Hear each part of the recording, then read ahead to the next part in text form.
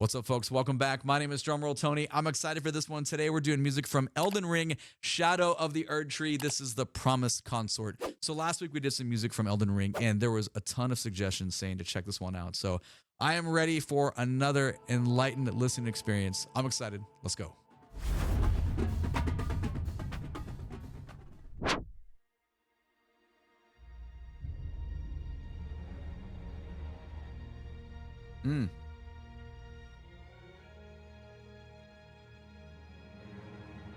Nice use of... Oh, yeah, there we go. Dynamic use is great.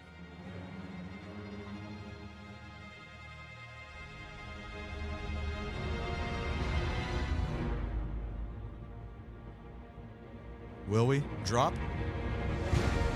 Yes, we will. Cool intro. We'll talk about it later on. We'll go back.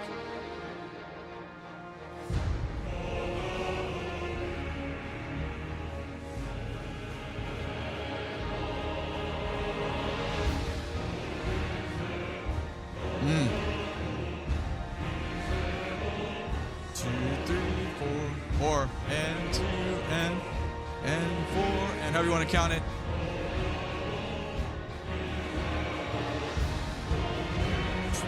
Wall of sound.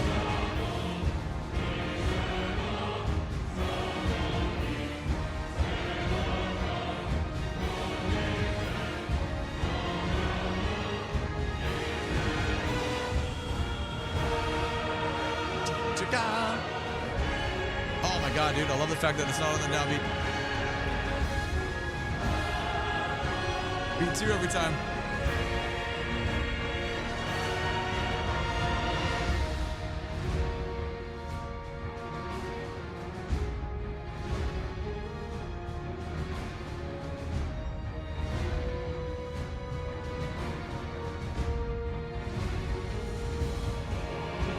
Oh, chaka-ga, chaka-ga. Nice push, different metric.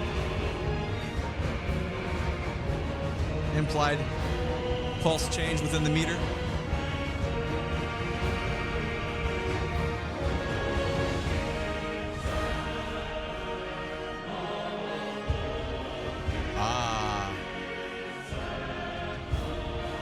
Variety within the harmonic composition here of how we're stacking stuff within the chord.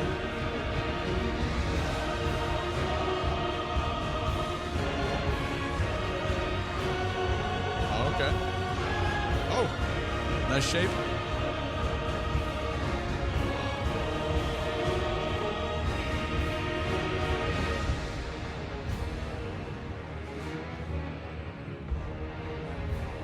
Nice. Oh, I heard you string bass right there. Cool.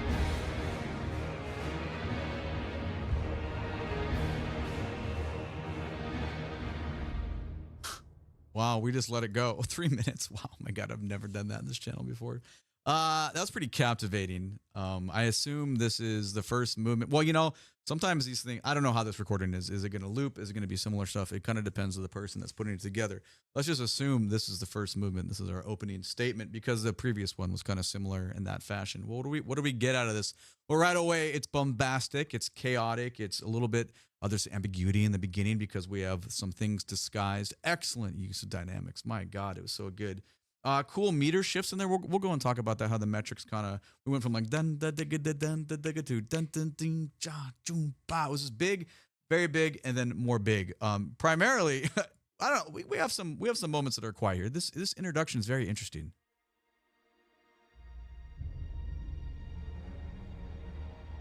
I love that discussion, the little bit of conversation aspects there between our light strings, middle range, high range. We hear it sustained. And then again, it feels like on cello, maybe low register, the violas. Anyway, it doesn't matter. All within the string section, giving us some just, you're not quite sure because we don't know that it's going to be chaotic.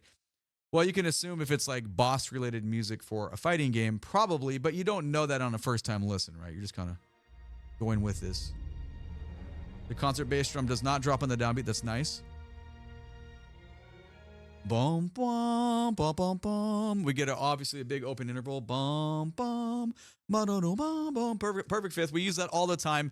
It's wide open, so you have like a little bit of like, where are we going? There's not much tonality. We got some drone-esque stuff going on, and then by like the 6th second, we get a little bit of tonal things coming in. So you get some clarity in where you're gonna potentially head. Development. Introduction of this theme. Still communicating back and forth. Rome. That percussion. It's so funny to get that sound to be playing so loud, but I love where it is in the mix. Still, it's low dynamic, but it's still, that's aggressive within where we are so far, the context.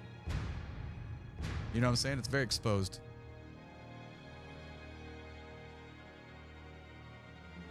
Bum, bum, bum, bum, bum. Very cool. So some more tonal stuff happening here.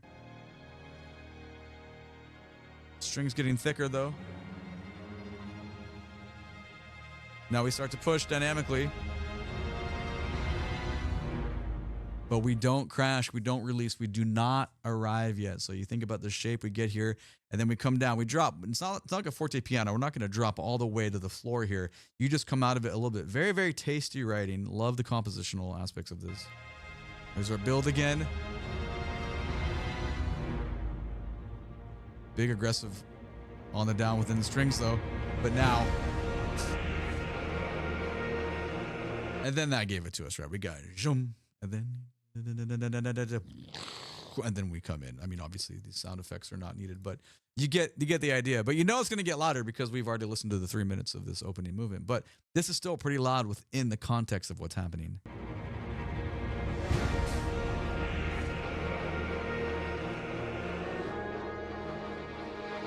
And you can hear right away,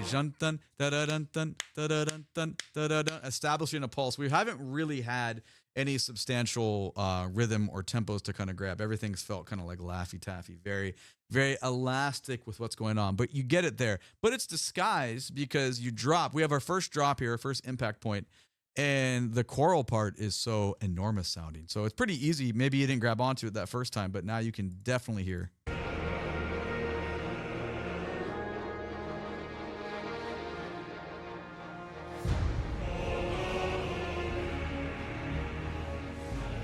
Bum, bum, bum, bum. Hear how that was echoed voice and horns there? That was such great writing. Love it. Very captivating. Oh, man.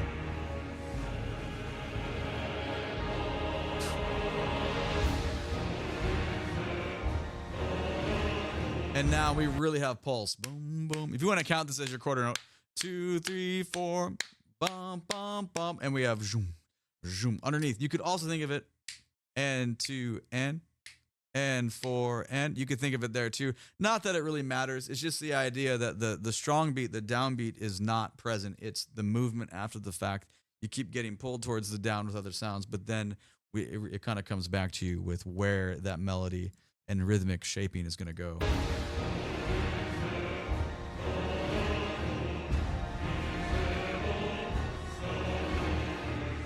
Underneath, you can feel the bass pulse though. Other drone stuff going on, filling out the chords.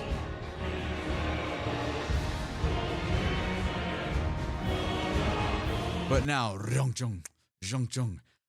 we get these straight eighth notes there. It's not really the focal point anymore because, in my opinion, is more of the strong rhythmic center of how that's going to be delivered to us. The space, but still seems to be present though. But you can't really ignore that other rhythmic aspect. Back a couple seconds.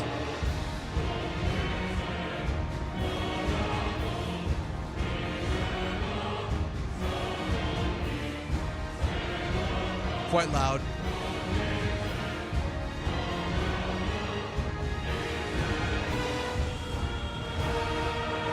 That was cool because we're doing obligatory things here, right? There's very, very normal. We're swelling, where the dynamic is increasing. If you want to think of it like that, how it's expanding with like sound and tones, and the way we're filling out the chords is building. The cool part about that though is we don't get a normal release. That's 123. Let's go back to like 115 or 116. Check out how this hits.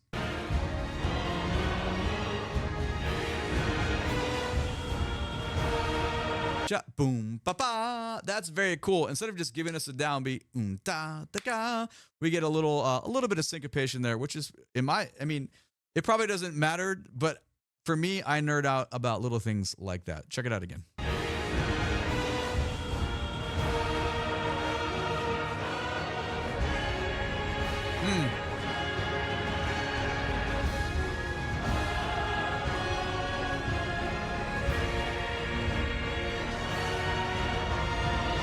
Boomba da da da dun da da ding dun da da da. Almost has like kind of like Game of Thrones properties underneath.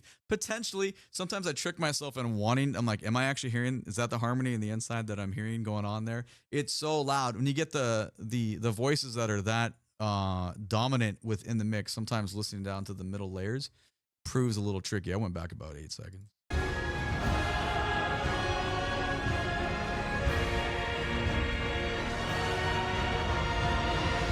Felt like it. We bring back that much lower dynamic with that melody being given us to now within the brass.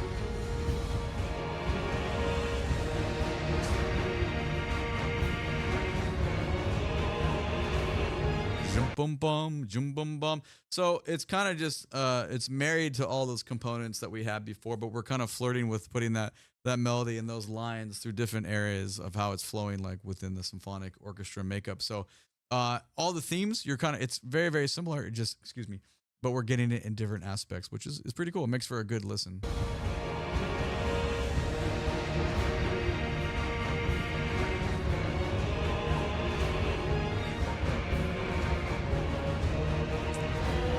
Got one little grouping of triplets there.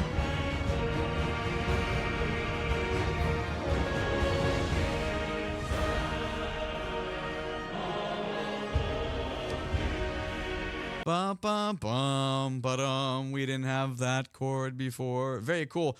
But I still like the use of D, da, ga. We're getting that dotted eighth rhythm there, and just long, short, long with articulations. That's cool. Like that makes it, again, super nerdy stuff, but that's what makes it special when you listen to it.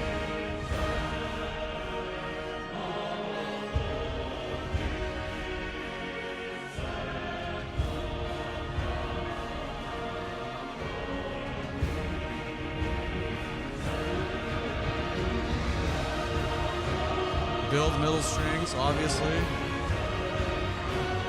And now we're kind of kicking. Zoom, zoom, zoom. We got a pulse big time in the low end percussion here. And at this point, everything is kicked up. The dynamic is like, for you, it's pretty, it's in the medium. For me, I got it cranked. But I'm like, okay, the ears are definitely feeling that. Like, it's dynamically very present. So, yeah, it gets a little stressful in the ear.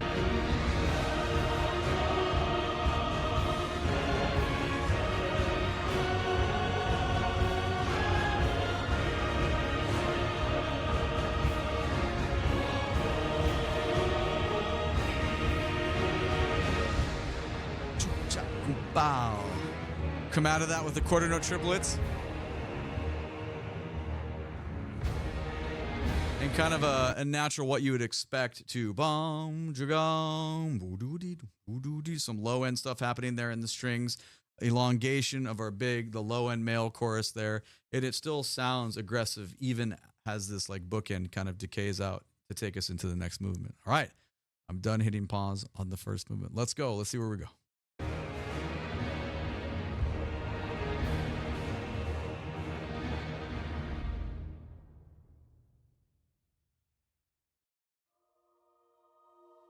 Not a loop.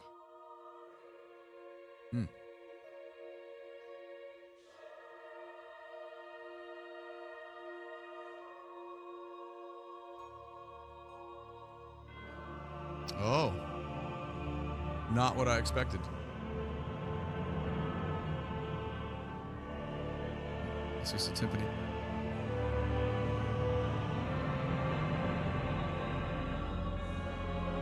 Oh, again, not what I expected.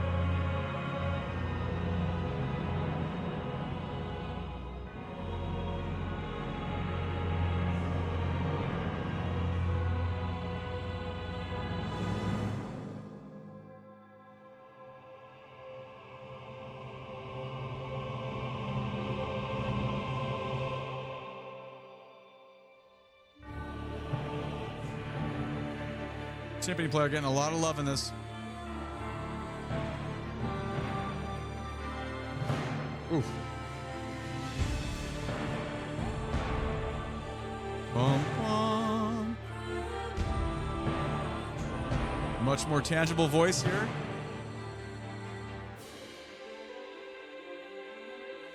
Quality of sound on the crash cymbal is killer.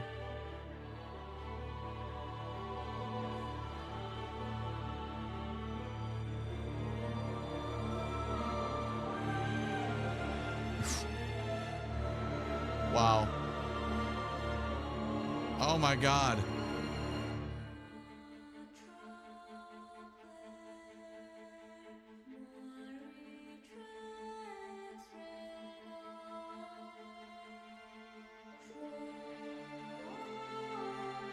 So many characteristics within this movement.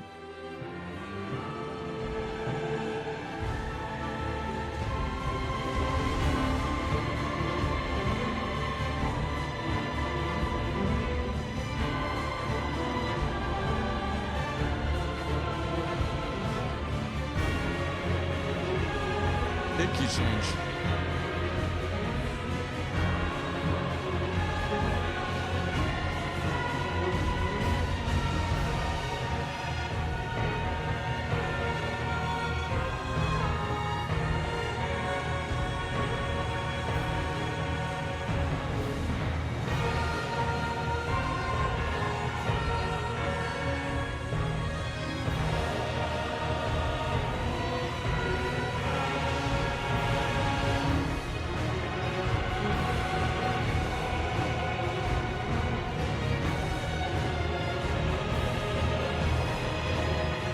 Jesus, man.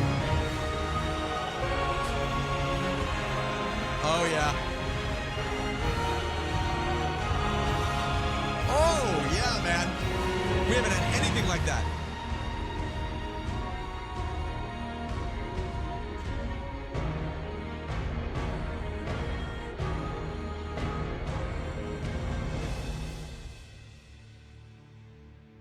That's the resolve to that chord. I couldn't really find a good stopping point, so we're like, fuck it, let's not even stop. Let's go back and talk about it. That was very interesting, just thinking about it. There's so much to listen to. That's the thing about surface level music analysis, where like basically all this is, on first time listening, you're trying to like, not, I mean, analysis is almost too much of a word. You're just like, it's like layered listening and trying to appreciate what's happening and notice as much as you can.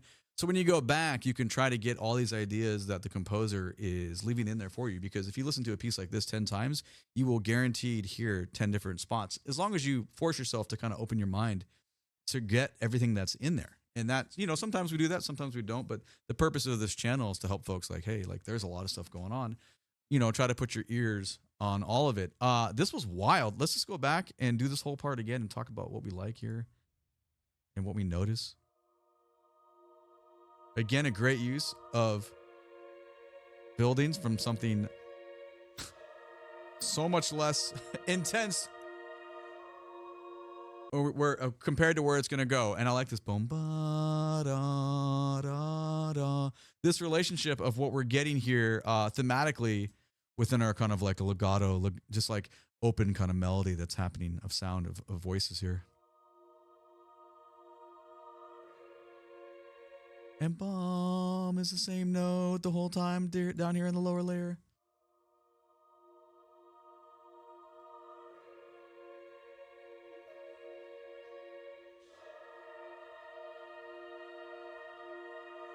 I'm rushing so much trying to conduct here. Oh, and then I was not expecting that to be the bass note that came in there. And then the chimes, man. Oh, so the other thing we haven't really talked about is like the effective use of we've used the word bombastic already, but we'll use it again just because it's so kind of like, I don't know, thunderous. The use of percussion in this is ridiculous, but you know, tubular chime is a part of the percussion section. Really, really fun to play, by the way, because you get to play it with hammers. It's a good time. If you fuck up and play the wrong note, though, there's no hiding, man. Like that's such an instrument you cannot come back from. But anyway, when it's used very successfully, as it has been a lot of times during this piece, it's really great. Super little, less aggressive, but very exposed moments like this. It's a very cool instrument.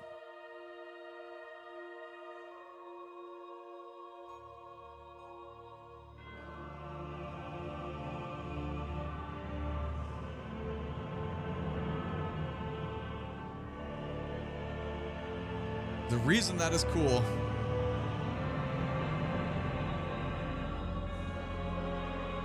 That resolve right there. We'll go back.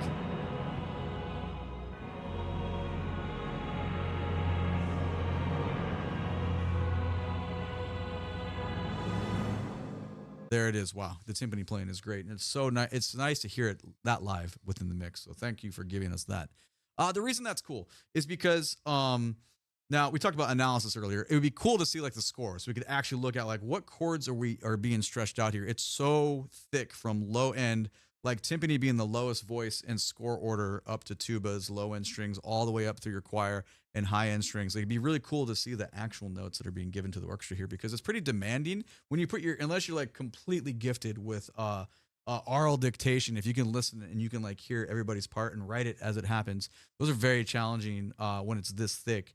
When it's thinner, if you're listening like 4 or 5 voices, not human voices meaning instrument voices, it's easier to do. But in settings like this where it's so thick, it's more of a cool, just you experience it. You can talk about what's happening. The reason I thought it was cool, sorry, this is a super convoluted way to get like long-winded. I just love the way it resolves. Resolving meaning how our chords resolve as the bar ends and a new bar begins. I guess that's the simplest way you can put it. It's just really addicting to listen to. Think of it like a journey. And there's organ underneath as well. Did not notice that earlier.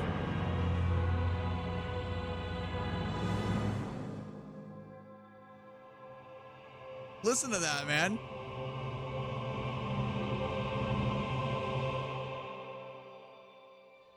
We come out of that, and the intonation. Intonation just means tuning. The way the voices match with the release on the tubular chimes, it's really cool because that's a super exposed part. It's a lot of demand between the vocal section and just the one percussion player. I mean, not like huge demand, but what I want to say with that is if you don't nail it, it's going to be so exposed. And when you write stuff that has more exposed spots, that's cool, because the difficulty, the challenge of nailing it is more. It's just harder, and that's cool. Like, I mean, you don't have to think the harder music is cooler. I'm part of that camp. I try to keep everything pretty opinion based, but within a free space of like, just appreciate music. Like, I'm not saying easy music is not great and harder music is greater. It just happens to be when you listen to stuff like this and there's cool, stuff that's exposed, you just want to appreciate the demand for the players, and you give your thumbs up to the composer. Like, yeah, cool. Thank you for writing us fun stuff to listen to that, sometimes we get stuff that's just kind of cookie cutter, and that's not as fun,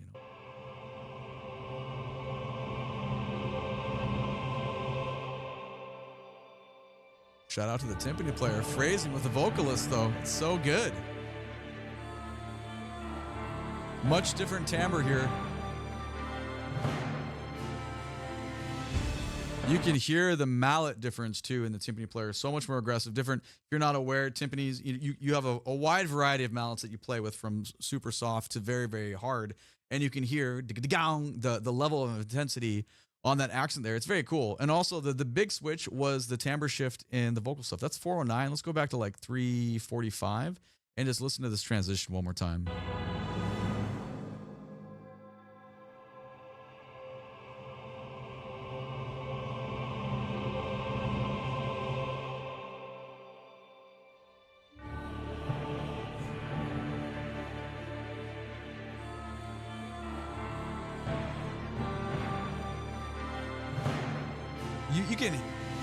You can blatantly hear the switch in mallets from how legato, smooth, and open those big those rolls were into and it makes like a huge difference. I promise you, if you have the player do the same thing with the different mallets, the impact will not be the same with it is the way it is written like this. So again, little stuff that's nerdy, but it's what makes it so cool. It's not the only thing. Obviously, I'm super biased to percussion because I'm a percussionist, but there's a lot of other great elements of composition that are going on there that, I'm going to obviously miss on a first-time listen. But this is like, I guess, our second and third. We're kind of rewinding here. But the way all the high-end stuff is phrased in here is also very...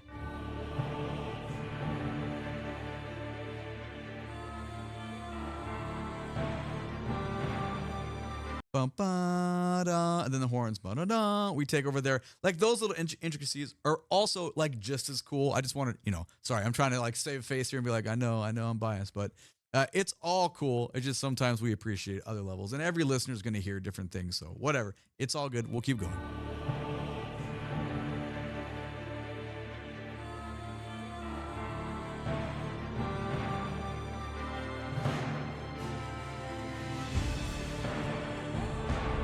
Effective use of bass drum and crash cymbal there. Timpani player, A+, man. Seriously. Did you hear how different that crash cymbal felt with no bass drum with it, though? It's still percussive. You're still moving air. You're going to have sound frequency going, but it's not nearly as low end feel because there's no low end there. Check it out again.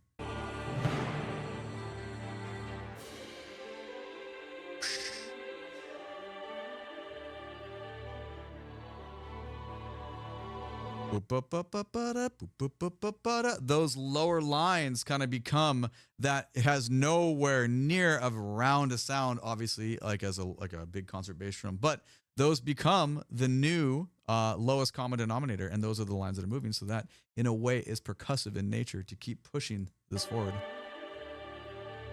Oh, there's the drone there. My bad. We do have low left-hand organ stuff. Oh. Haunting melody there in the vocal line. Scary. Jesus, man. And then something very different here. Dun, dun, dun, dun, dun, dun, dun, dun, dun. That's our solo focus on the solo line versus bum, bum, bum. Similar material melodically up top. Things we've been hearing since the beginning. So very, very cool. Back 8 seconds.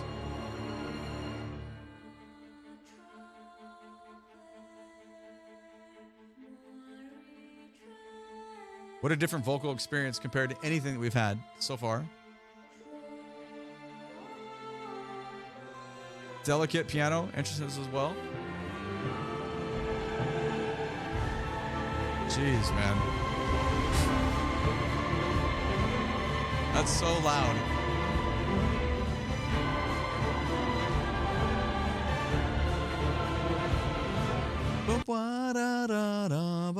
I'm not singing it right because I can't do that stuff. But man, it's in the stratosphere. That soprano line was ridiculous. My Lord, man. You're getting such a mix in effective use of really low lows, but the highs are no joke, man. Like, this is massive opposite spectrums.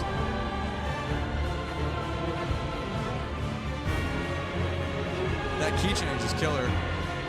Did you notice when we hit that? Everything hits. Percussion hits, bass drum hits. We get tubular chimes, and then the bass is really, really bass, meaning string bass and low brass. Committing, driving us in that direction.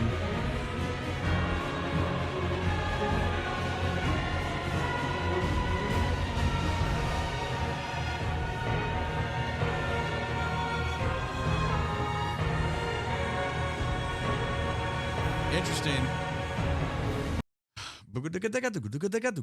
All these moving lines with boom, ja, we still have very similar. Remember the rhythms we talked about in the beginning? These are still present within the backside of the piece, or the last under 60 seconds of the piece, represented in the low end voicings of what's going on here within the symphonic orchestral setting.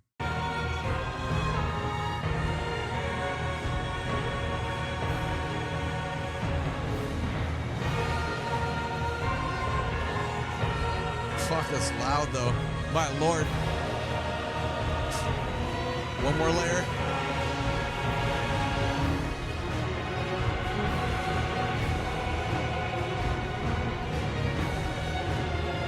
You still get all the moving lines within the strings.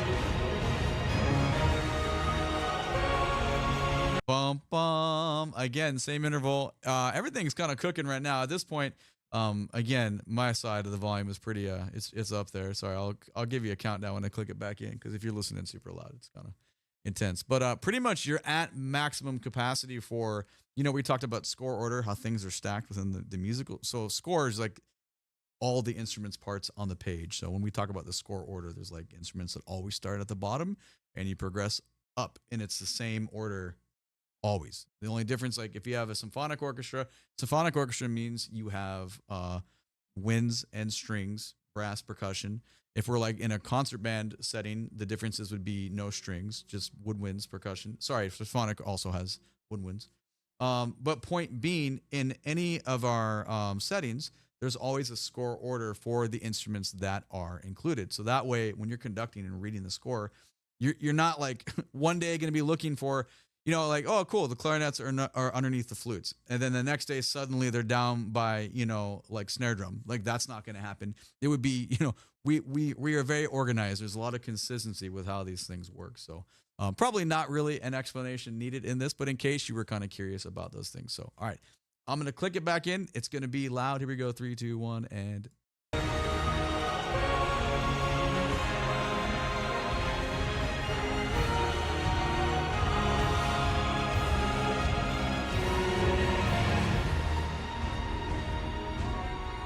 That was interesting. We didn't get any of that anywhere else in the piece, but you got it right there. And then what an interesting resolution. To come out like, come on, man. This whole time, 6 is a huge piece. And then suddenly we get that. And then it resolves. Was that 626? Right before that, and it resolved. Let's go back to like 614. I was never expecting this to happen.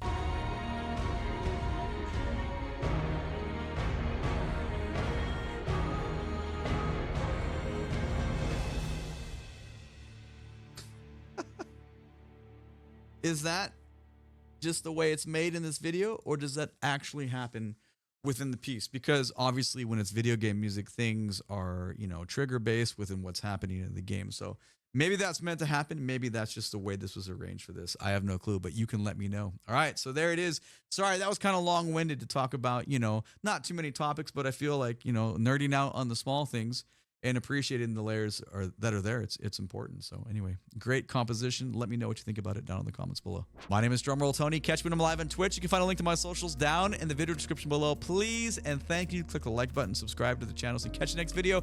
YouTube thinks you want to watch one of these 2 videos next. I appreciate you being here. Have a great day. Take it easy. Bye-bye.